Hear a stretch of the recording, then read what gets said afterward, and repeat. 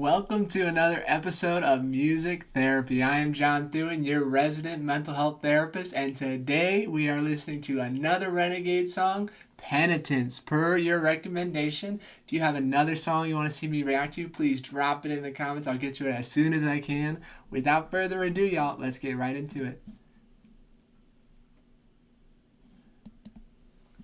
Lately, I think I was over time in my chest, beating slower like the cloudy color of them fading out, fading out.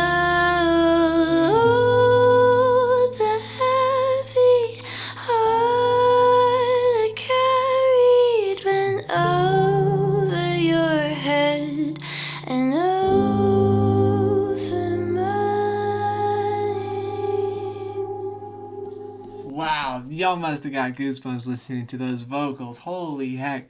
This idea of the heart that she's carrying is so heavy went over her lover's head. That's heartbreak. That's warfare. That's really rough. But wow, Molly McKenna, angelic voice. I am so impressed with her.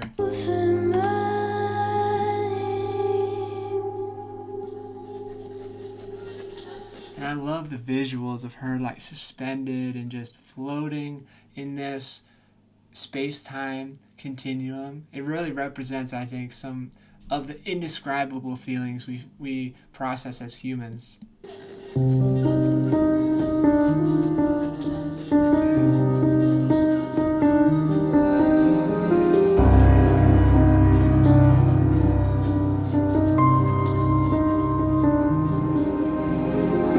I counted the days she left like a prisoner, etching markings on my skin with an old knife, scratching.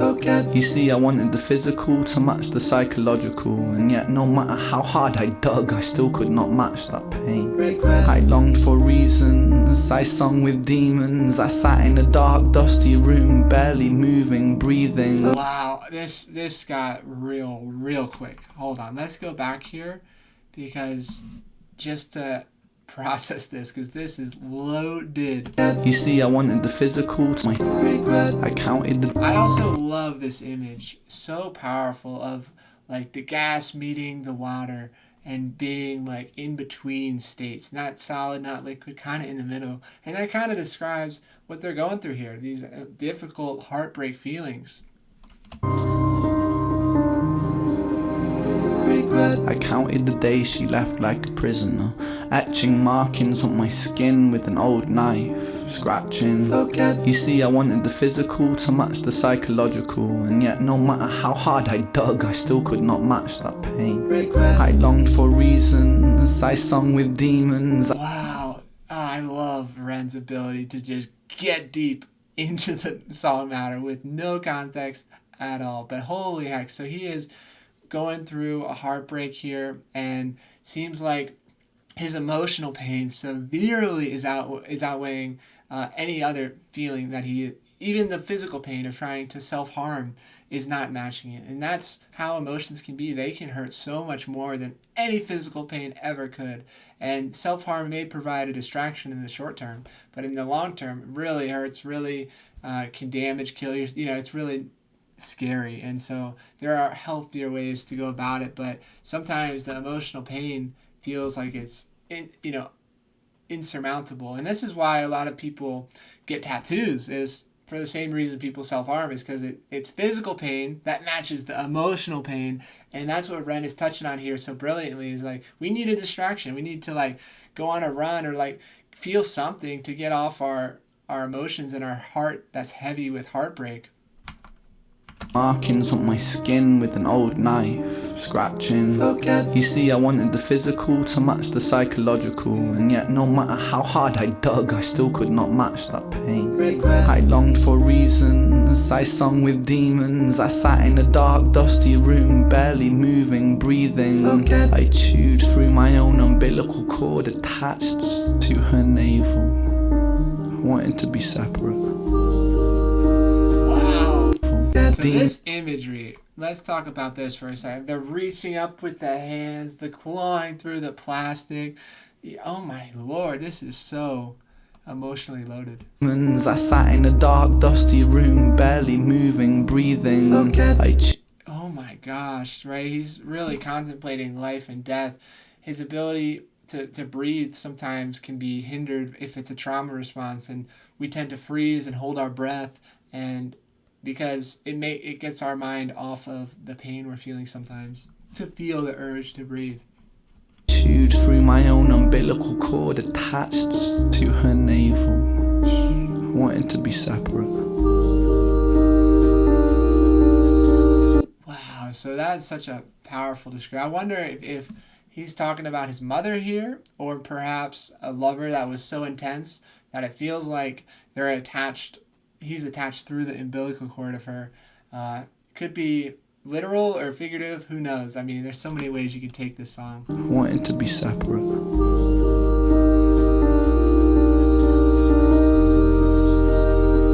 I think my mind is leaking.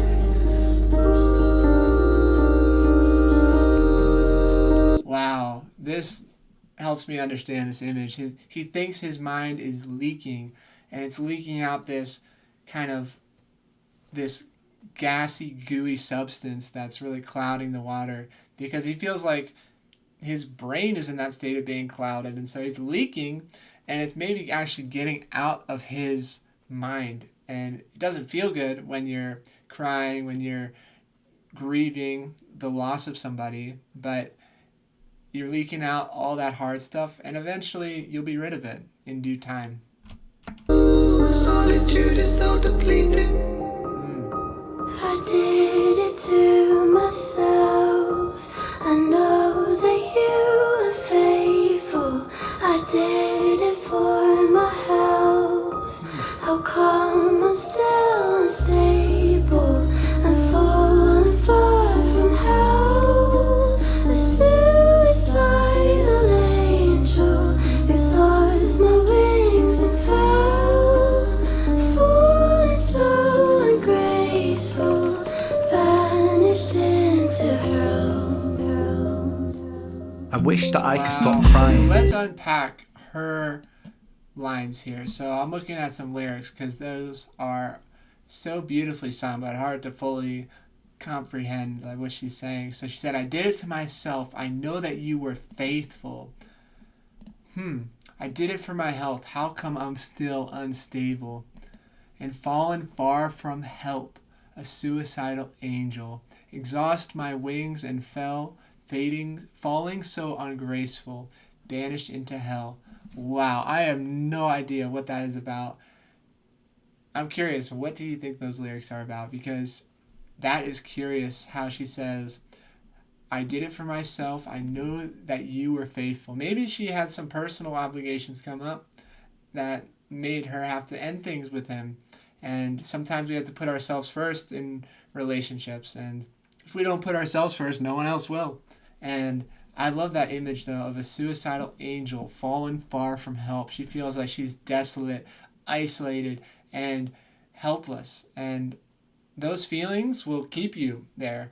And so often vulnerability and shame are two opposite ends. Shame keeps us in the desolate, helpless, depressed state, and vulnerability can get us the help we need. Let's go back and listen to that. Falling so ungraceful, vanished into hell. I wish that I... Wow, that image there too of just crumbling into the ground. This idea that she's failed and that it's over. Vanished into hell. I wish that I could stop crying. They say that the body is 70% water. I feel like I must have reduced mine by a considerable fraction.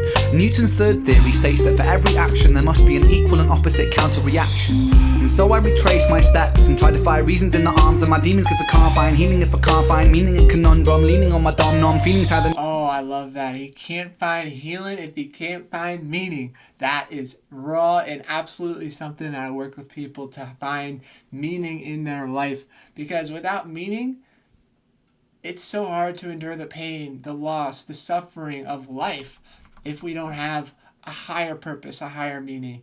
And that's what I love about this channel. We've created such a meaning on the internet through this community, through the Renegades. And it's so powerful to see just what a small community can do. Let's go back and listen to this again. Wish that I could stop crying. They say that the body is 70% water. I feel like I must have reduced mine by a considerable fraction. I love it because he's crying so much, right? He has tears coming out, his ducts are empty. And yeah, that's funny because salt water, we cry out like salt water. And so that's hilarious that he has cried so much and that he is empty. He's completely drained of water, can't cry anymore. And I'm sure we've all felt that way at some point in our life. Newton's third theory states that for every action there must be an equal and opposite counter-reaction. And so I retrace my steps and try to find reasons in the arms of my demons because I can't find Oh, I love this again. Try to find reason in the arms of my demons. Are you serious? Yes. Right? When you're being coddled and trapped by your demons, you got to find a meaning in it. You got to say, hey, I'm suffering now, and it may feel like it's forever, but maybe I'm learning how to suffer now so I can be there for someone when they're suffering in the future, whether that's a child, a partner, a friend, because it's going to happen. We're all going to suffer at one point or the other in our life. And we have to find a reason for the suffering, right? And sometimes we have to convince ourselves we're tough. We can deal with these things, and that this struggle, this hardship isn't going to overcome you. You can overcome it. So powerful. I love this. I'm glad we're breaking it down line by line because there's so much to unpack here. reaction. And so I retrace my steps and try to find reasons in the arms of my demons because I can't find healing if I can't find meaning. A conundrum leaning on my dumb numb feelings, how the news high. Oh, a conundrum leaning on my dumb feelings. And my demons because I can't find healing if I can't find meaning. A conundrum leaning on my dumb numb feelings. Oh my gosh. I love how those three words have the same root, like drum, numb, dumb. And that's just, he's really studied, I think, Eminem or some of the best rappers because that is some great wordplay there. Conundrum leaning on my dumb numb feelings. Oh my gosh, so great. I love that. The idea of that. It does depend on his numb, dumb feelings. And feelings aren't dumb. No feeling is worse or better than the other.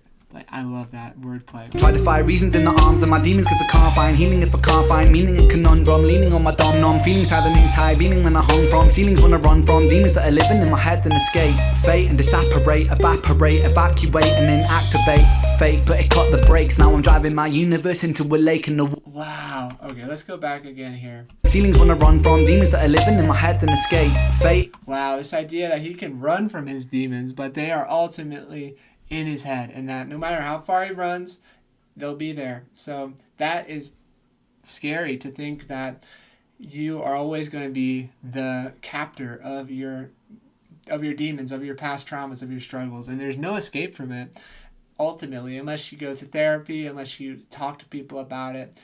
They say you can reduce the memory by 1% every time you share it. So if there's something you're hiding in your deep dark closet, if you share that once, if you share it twice to someone you trust, then you'll be able to rewire that emotional connection and completely change the way that you see it if you share it many, many times. And I've worked with clients struggling with abuse, and this one client was abused as a child, a little girl, and so she wrote it down exactly what happened.